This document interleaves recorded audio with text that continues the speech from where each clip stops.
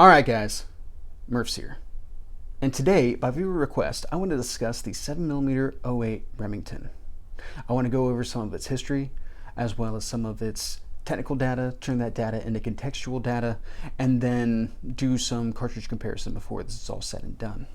So with that, why don't we go ahead and get into a little bit of history. Now in 1980, Remington came out with the 7mm 08, which some people might incorrectly refer to as the 7mm 08. However, that is not at all how that's written out. Aught would be implying that this was made in a O year. So like the 30-06 was a 30 caliber cartridge designed in 1906. 7mm 08 was designed in 1980. So that's not necessarily what we're referring to here. What we are referring to is that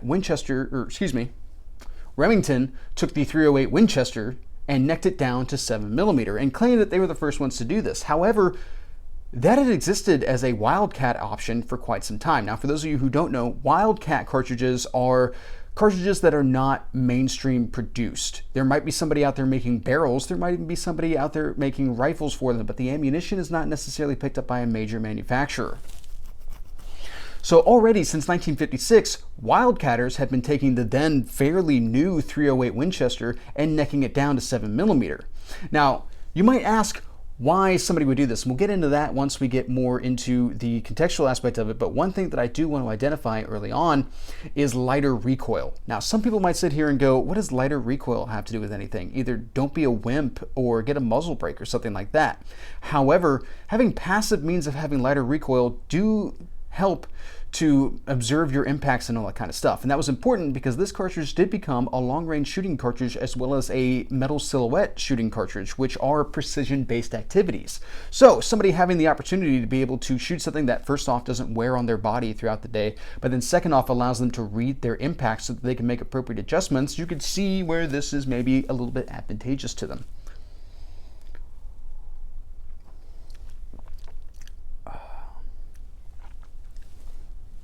Wow, that's good. I haven't had this stuff in a while. So,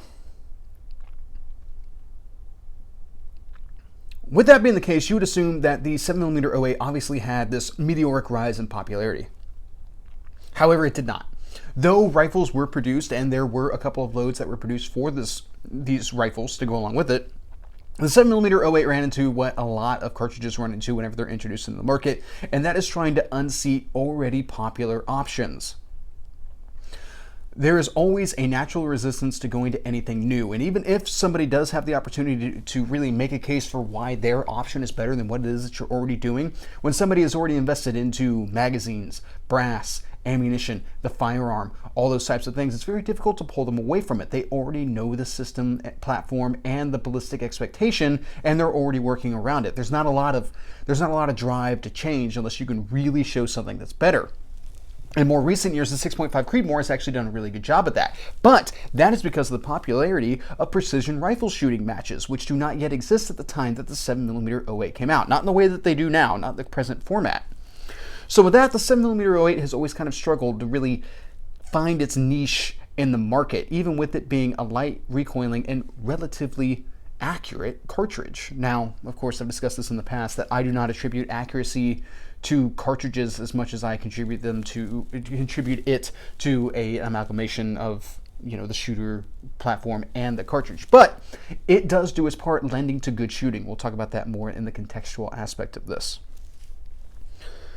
Now, the 7mm 08 is still available out on the market. There are hunting rifles and hunting loads that are readily available for this cartridge, and it has managed to maintain a kind of shadowy existence on the fringe of the cartridge options out on the market. And people who like the 7mm 08 are big proponents for the 7mm 08.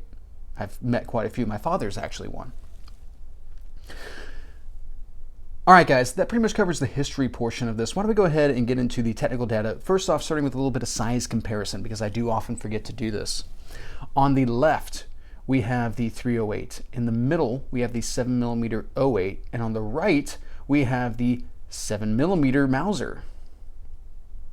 Alright, so with that, why don't we go ahead and discuss this cartridge. So, the 7mm 08 is, of course, a necked down 308. So we have a 51mm cartridge 51 millimeter length cartridge with a 7 millimeter projectile. Now, 7 millimeter projectiles have a tendency to be a little bit lighter than your 30 caliber cartridges. This one being available in weight ranges from 100 to 150 grains, possibly even a little bit higher. I think I saw 175 out there, which is just insane.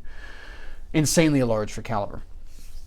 They tend to have a little bit longer projectile, which gives them a better relationship with sectional density and ballistic coefficients. We'll talk about that more in the contextual side of things. You will find these in ballistic tip as well as soft points. It is a necked cartridge that is also rimless, getting to velocity somewhere between 2,400 feet per second and 3,000 feet per second. Though generally, I think you can expect to see between 26 and 2,800 feet per second. I think it's a really good middle ground for that cartridge. All right, so guys, why don't we go ahead and start putting some of this stuff into context. First off, generally, this is going to be at the lighter end of what you would expect to shoot out of a 308, which recoil being something that you're going to determine through a relationship with mass, Newtonian physics, equal and opposite reactions and all that kind of stuff. So by having a lighter projectile, you can expect to have less perceived recoil. Now, of course, that's going to come down to the weight of the rifle and all those types of things. And I wouldn't necessarily call the 308 a heavy recoiling cartridge to begin with, but having lighter recoil is nice. Let's talk more about the projectile. So with it being lighter grainage, we can expect that maybe it's not going to perform as well as the 308, which can get up to 175 or 180 grains. However, starting off with a thinner projectile than what you will commonly find in a 30 caliber, and that giving a good relationship with ballistic coefficients and sectional density, we can expect that this will be less impacted by wind. In addition to that, it'll also behave favorably with the transonic barrier. Now, what is the transonic barrier? This is the line in which a projectile goes from supersonic to subsonic. And depending on your projectile, its shape and whether or not it has a boat tail and a lot of other factors, this transition could cause the bullet to destabilize. Now, in the kind of worst case scenario, the bullet may no longer be ballistically effective, coming in sideways or something along those lines and not performing in the manner that you want it to. A very likely outcome is that the flight path will become erratic and it will make it difficult to be able to make successful follow-up shots at that point. Neither of these are good outcomes. By having a longer, thinner projectile that has good ballistic coefficients and all that kind of stuff, this allows the projectile to maintain a nose-forward attitude, which maintains its ballistically stable path, makes it repeatable for follow-up shots, and getting the terminal effect that you want. Combine that with a lighter recoil, allowing you to observe those shots so that you can make the corrections that are necessary, you can see where this starts to become advantageous. Now, velocity-wise, it's coming in right around the 308 in general, perhaps a tad slower in some of the loadings, but very much so on par overall. So with that being the case, why did it not do better? Well, because it was not available. And when you consider that there are more 308 options out there than you can shake a stick at, the 7mm 08 cannot say the same.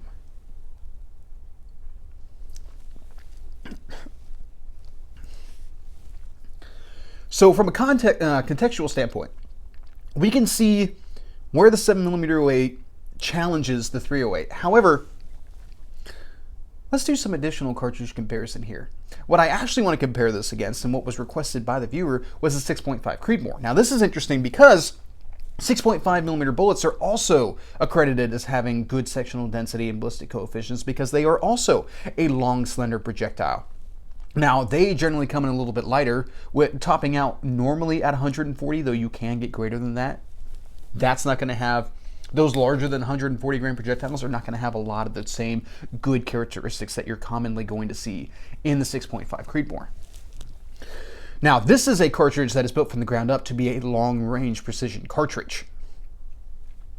So, the 7mm 08 is really going to have its work cut out for it in order to be able to compete with the 6.5 Creedmoor, correct? So for our comparison today, I picked out a 140 grain Nosler Accubon load that was available for both cartridges. Now, as we can see, the ballistic path is very similar. Our starting velocity for the 6.5 Creedmoor is 2,600 feet per second, whereas it's 2,800 feet per second for the 7mm 08. So already we have a 200 feet per second difference between the two. And we also see that for the most part, the 7mm 08 retains more velocity as we move out to distance, but that gap becomes smaller and smaller once we get out past 400 yards. So at 200 yards, there's about 100 feet per second between the two of them. At 500 yards, that has dropped to almost the same. And the 6.5 Creedmoor is not losing as much of its velocity as quickly as the 7mm 08 is, which I find to be very interesting. Now, that's out to 500. Put that out to 1,000, and I think the two cartridges maintain the idea that they are very balanced, that they actually compete quite favorably. Now, from a ballistic coefficients and sectional density standpoint, the 6.5 Creedmoor does slightly edge out the 7mm 08, which we can project from that it is going to perform better in a crosswind. However, when it comes to retained energy and velocity, I think it's very difficult to say that one effectively beats the other.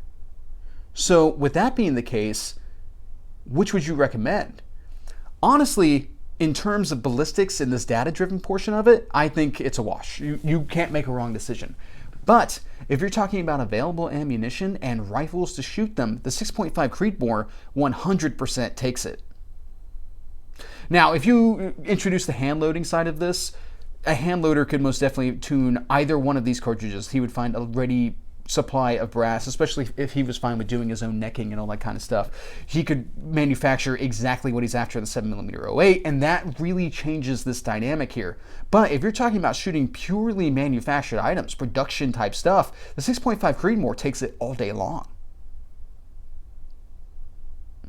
All right, so what are my recommendations when it comes to the 7mm 08? Would I recommend it for some type of duty type cartridge? Well, no, not really. Not in how it's designed and the rifles that it's available in and all that kind of stuff. It doesn't really fit the duty role very well. Well, what about self-defense, home defense? Well, at that point, it kind of depends on the home, but for the most part, it seems like a tad overpowered to run a full power rifle cartridge as a home defense option. I'm not saying that I haven't ever had or do not presently have a full power rifle cartridge on hand for home defense, but that's more in terms of varmints that I'm considering that, or fighting from outside of the home, which I have a low expectation of having to do.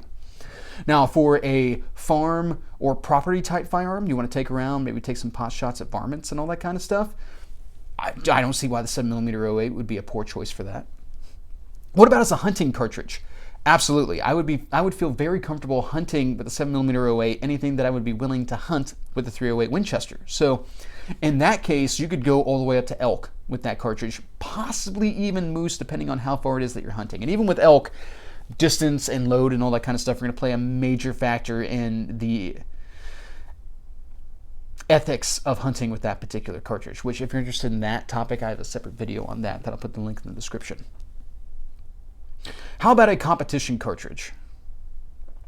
If you're talking production, I would not recommend this. But as a hand-loaded option, that is something that we could discuss, and we will hear in just a little bit. Now, what would be my uses for the 7mm 08? Now, honestly, guys, I think I've maybe shot a 7mm 08 once, and it didn't leave so great of an impression that I'm still talking about it today. I know that my dad has one, so I most likely shot it. The most significant interaction I can think of with the 7mm 08 is one time I bought it by accident, thinking that I was grabbing a box of 30-30 Winchester. It was both of the ammunition that I was looking at were Hornady Frontier loads, and they were right next to each other, and I thought I grabbed a box of 30-30 Winchester, and it turns out I grabbed a box of 7mm 08, gave it to my dad, didn't really think about it after that. One thing that I find as an interesting opportunity for the 7mm 08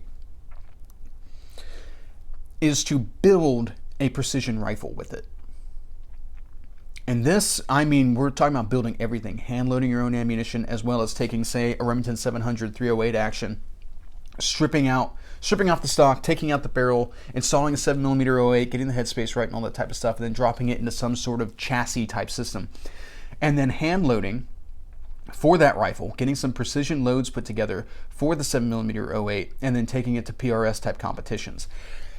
It would be interesting to me, not just because I think it'd be really cool to build like a from the ground up precision rifle. Like that's something that's kind of in the back of my mind, is something that I want to do. I just haven't really designated the time because, well, honestly, currently I have nowhere to shoot a precision rifle. I used to have a 440 yard range. Now I just have a 175 yard range. I hope to change that here in the next couple of months, but I digress. Not only would it be interesting to see a from the ground built PRS type rifle, but it would be more interesting to me to see one chambered in 7mm 08 than to see someone build one from the ground up and chambered in 6.5 Creedmoor or 6.5 PRC or 6mm arc or 308 or 300 Win Mag, any of those types of like really run-of-the-mill precision type cartridges everyone's always talking about.